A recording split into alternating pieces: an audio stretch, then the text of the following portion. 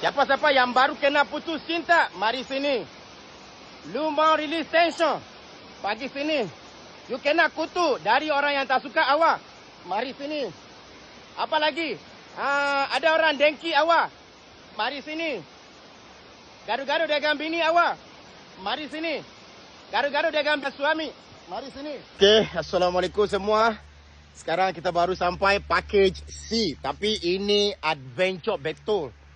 Kalau tak kuat, bukan kuat macam ni, okey ha? Bukan badan biasa je. Kena kuat hati. Sebab di sini ada harimau tak? Tak ada harimau. Sure ha? Tapi ada binatang yang bahaya. Okey. So alhamdulillah kita baru sampai sini fast. Alhamdulillah. So tapi semua boleh datang sini juga, right? Package C. Siapa-siapa yang ambil package C boleh datang sini.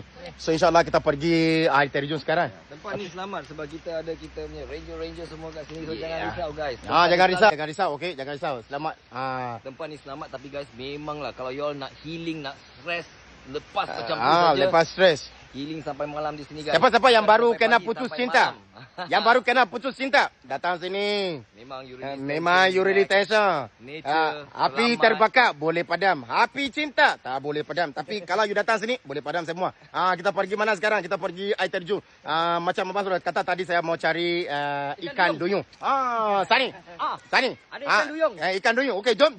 Jom pergi cari ikan duyung. Okey. Bagus orang. Ikan duyung. Jom. Let's go and see ikan duyung. Bagus orang. So kalau korang datang kemasan, ini kandang ATV ride. ATV ride masuknya how to terrain ATV. V is what? Vehicle. Masya-Allah. Bagus orang. Ya Allah. Tapi nampak cantiknya. You see? Astaghfirullahaladzim. Mana air terjun hilang? Air terjun mana? Sudah hilang. Lama. Depan lagi. Air terjun tak boleh hilang. Wow. Healing. Healing energy. Bob. Belakang apa sudah? Itu Bob. Itu dia laju sangat. Bob, how are you? Sihat dah? Alhamdulillah. Itu what is the name? Apa masuk Olono? Wow, alhamdulillah. Kau boleh nampak ni? Ya Allah.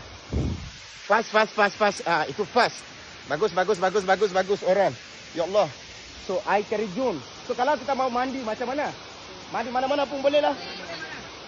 Mana-mana pun boleh. Alamak. Tak boleh. So selamat datang ke package C. Air terjun package C. Ya Allah. Wow. Siapa